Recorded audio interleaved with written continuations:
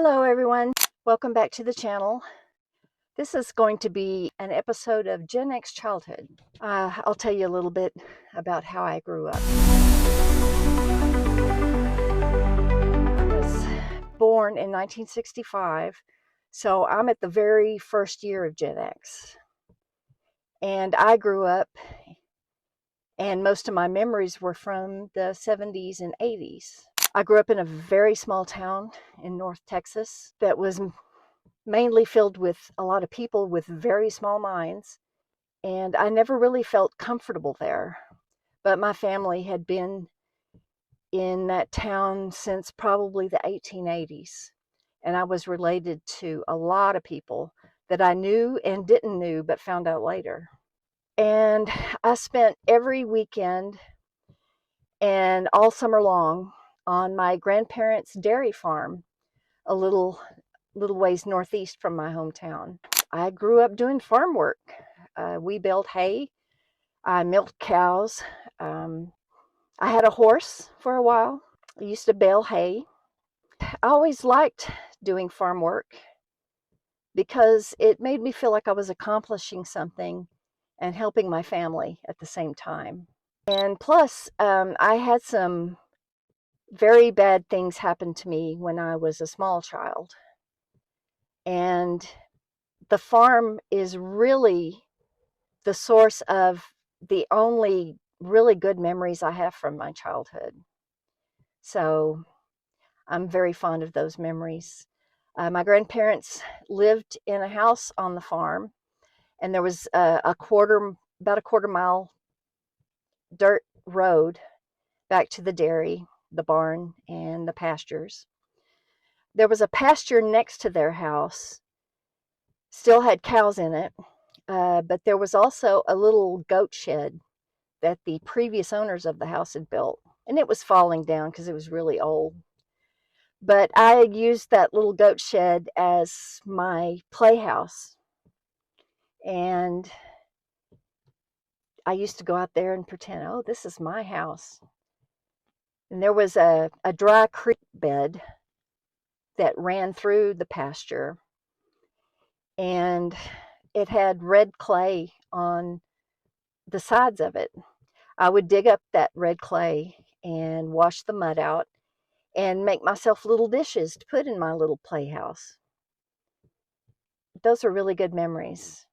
And I also remember all the daffodils that grew in the space between the pasture and my grandparents' house. They smelled so wonderful. And they'd be starting to come up about this time of year. When I was older and I started listening to music and collecting records, I mainly listened to older music like the Beatles, the Beach Boys, the Stones. The Monkees were really big with my generation because I think MTV started replaying the Monkees series in the early 80s. So we got sort of a second dose of it. I don't remember it when it was first on. And I watched every music program that came on TV. When I was at the farm, my grandparents watched like Porter Wagoner's show with the first time we saw Dolly Parton. And there was one called That Old Nashville Music, I think. And of course, Hee Haw. Everybody in Gen X remembers Hee Haw. But I also, every Saturday, I never miss Soul Train. The Dallas TV station didn't have American Bandstand. They stopped playing American Bandstand sometime in like the early or late 60s or early 70s.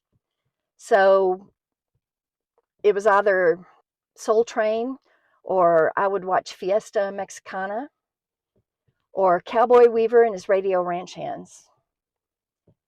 So I was surrounded by music. My grandfather was a huge Bob Wills fan, and he taught me how to play guitar. My parents both liked country music, but my mom liked a lot of rock music. So we would go to concerts. She took me to see Elvis.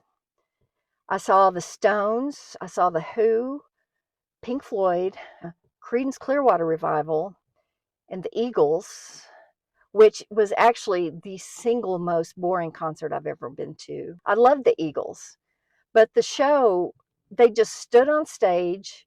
They played the songs exactly like the record, nothing different or ad-libbed or anything.